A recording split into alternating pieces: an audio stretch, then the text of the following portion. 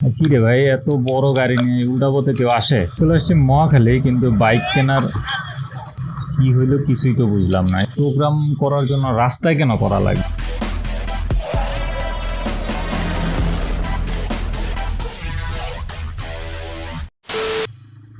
আসসালামু আলাইকুম everyone and welcome to Nasim Tube. আশা করি সবাই ভালো আছেন। আজকে আবার খুব সকাল সকাল বাসা থেকে বেরোইলাম, যাচ্ছি পোস্তগোলার দিকে। তো সকাল সকাল রাস্তা একেবারে ফাঁকা, তবে চিন্তার বিষয় হচ্ছে আকাশে বেশ মেঘ দেখা যাইতেছে আর হালকা বৃষ্টিও হইতেছে। তবে এর চেয়ে বৃষ্টি যদি বাড়ে তাহলে একটা সমস্যা হয়ে যাবে, কারণ আমার সাথে রেইনকোট নাই, জাস্ট উইন্ড ব্রেকারটা পরে বেরোইছি। তো বৃষ্টি যদি বাড়ে তাহলে নির্ঘাত ভিজতে হবে।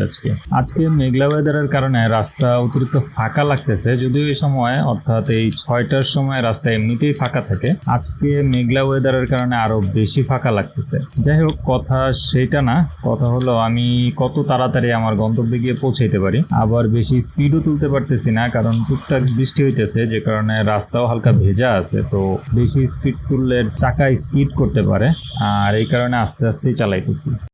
বৃষ্টির পরিমাণ এখন আস্তে আস্তে বাড়তেছে, আপনারা কতটুকু বুঝতে পারতেছেন জানি না, কিন্তু আমি অলরেডি উইন্ড ব্রেকারের ভেতরে থেকেও ভিজে গেছি। কারণ আমার যে উইন্ড ব্রেকার, এটা বাতাস বা ধুলাবালি থেকে কিছুটা হইলেও প্রোটেক্ট করে, কিন্তু পানি মানে বৃষ্টির পানি থেকে একেবারেই প্রোটেক্ট করতে পারে না, যে কারণে এখন এই গুড়ি গুড়ি বৃষ্টির মধ্যেও ভিজে যাইতেছি। চলে আসছি মহাখালী, কিন্তু বাইক কেনার কি হইলো কিছুই তো বুঝলাম না। একটু রাস্তার মাঝখানে রানিং এইভাবে ডাকাডাকি করে, পাবলিক মাঝে মাঝে এমন কাজ করে যা বুঝতে কষ্ট হয়ে যায় যে তার উদ্দেশ্যটা কি বা সে কি করতে চায় আসলে। তো যাই হোক, কি যেন বলতেছিলাম তাই ভুলে গেছি। বলদটারে ধরে একটা কানমলা দিতে পারলে মনটা শান্তি লাগতো, মেজাজটাই খারাপ করে দিত। এখন আবার এখানে আরেক গাড়ি থামায় কি যেন বলতেছে, মানে এই লোকের সমস্যা কি? ট্রাফিক বা সার্জেন্ট না থাকলে বিজয় সরণি সিগন্যাল একটা আতঙ্কের নাম। এখন একটু দেখে শুনে যাওয়া লাগবে, নাইলে কি না কি হয় বলা যায় না। কি রে ভাই, এত বড় গাড়ি নিয়ে উল্টা পথে কেউ আসে?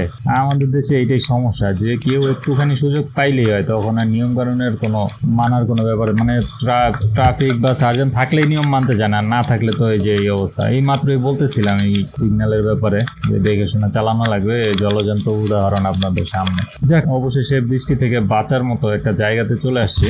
ক্যামেরাটা একটু মুছে দিই, তাইলে আপনাদের দেখতে সুবিধা হবে। যেটা বলতেছিলাম, যে এরকম রাস্তার এই জায়গাগুলা যেখানে উপর দিয়ে মেট্রো রেলের লাইন আছে, তার নিচ দিয়ে রাইড করলে রোদ বৃষ্টি থেকে নিজেকে একটু সেভ করা যায়। আমি যেমন এখন মেট্রো রেলের নিচ দিয়ে রাইড করতেছি, তো এখন আমার গায়ে বৃষ্টি খুব একটা লাগতেছে না। এইভাবে মোটামুটি শাহবাগ হয়ে বাংলা একাডেমি পর্যন্ত যাওয়া যাবে মেট্রো রেলের নিচ দিয়ে। মোটামুটি বৃষ্টিতে না ভিজে চলে যেতে পারবো ওই পর্যন্ত। এখন যখন যাত্রাবাড়ি ফ্লাইওভারে উঠতেছি তখন মনে হইতেছে বৃষ্টির পরিমাণ অনেকটা বেড়ে গেছে। এখন আপনারা কতটুকু দেখতে পারতেছেন বুঝতে পারতেছি না, আর ক্যামেরা মুছেও সারতে পারতেছি না, আবার পানি পরে ভিজে যেতেছে হয়তোবা। কারণ যে পরিমাণ বৃষ্টি হইতেছে তাতে মনে হয় না আপনারা খুব একটা ভিজুয়াল পাইতেছেন। আর সামনের বাসটা যেভাবে টানতেছে, আর অল্প কিছু দূর যাওয়ার পর ক্যামেরার লেন্স পুরো ঘোলা হয়ে যাবে, প্রায় কিছুই দেখা যাবে না। এই জন্য ভাবতেছি এখন আর ভিডিও করব না, কারণ ভিডিওতে যদি কিছু দেখাইতেই না পারলাম তাইলে আর ভিডিও রেকর্ড করে লাভ কি। এখন ভিডিও অফ করে দেই, যাওয়ার সময় যদি বৃষ্টি না থাকে তাহলে আবার ভিডিও শুট করবো ইনশাল্লাহ। ওকে, এখন আমার কাজ শেষ করে বাসার দিকে ফেরত যেতেছি।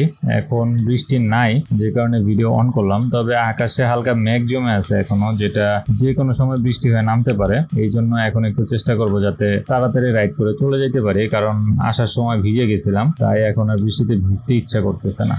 এখন চলে আসছি ঢাকা বিশ্ববিদ্যালয় এরিয়ার ভিতরে, বাংলা একাডেমি মাত্র পিছনে রেখে আসলাম। আর সামনে এটা কি দেখা যেতেছে?